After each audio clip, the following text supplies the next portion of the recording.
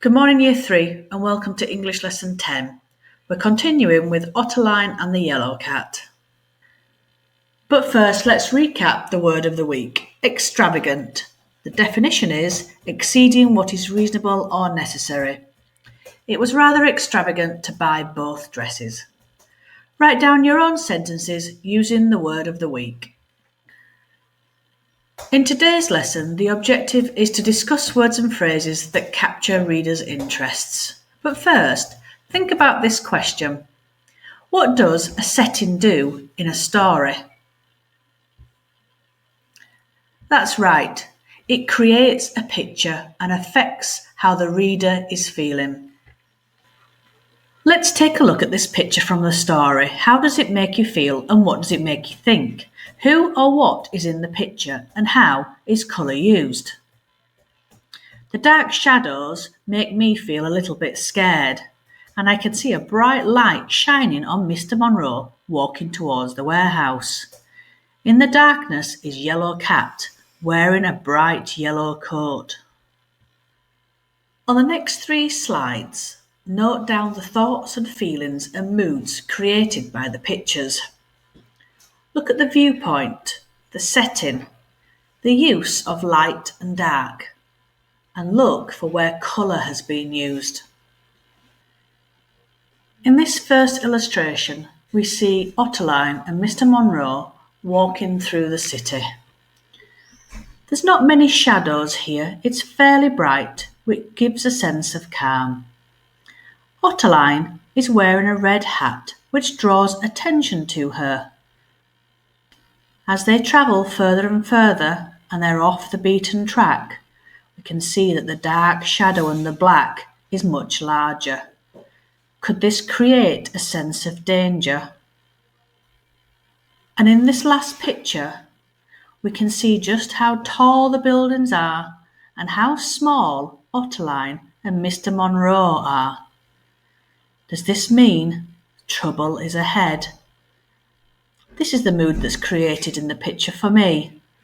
Write down your thoughts and moods from the 3 pictures. As I read the opening to Chapter 9, try to visualise the events that are happening. Chapter 9. That night, as the lapdogs slept in their basket, the Yellow Cat tiptoed up the stairs and out of the door without a sound. Butch Hilberg turned over and thumped his tail, and Roop the Fang licked his chops noisily and got comfortable before he started snoring again.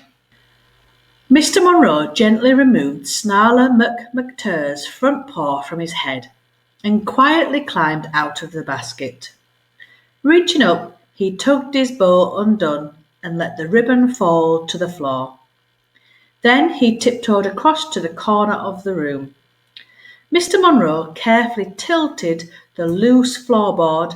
It gave a small creak. Your task today is to write down any words or phrases from the opening of Chapter 9 which help you to visualise the events. Pause the video on the slide while you identify the words and write them down, and then we will go through the answers. Which words here help you to visualise the events better? Pause the video and write them down. Once again, pause the video and try to identify the words or phrases that help you to visualise the events. Here are some of the words and phrases that you may have found. So here are some of the words that I have selected. That night, slept, tiptoed, without a sound, turned over, thumped his tail, licked his chops noisily, and snoring. Did you find these, or did you find other ones? So here are the words that I have selected from this page. They help me to create a picture in my head whilst reading.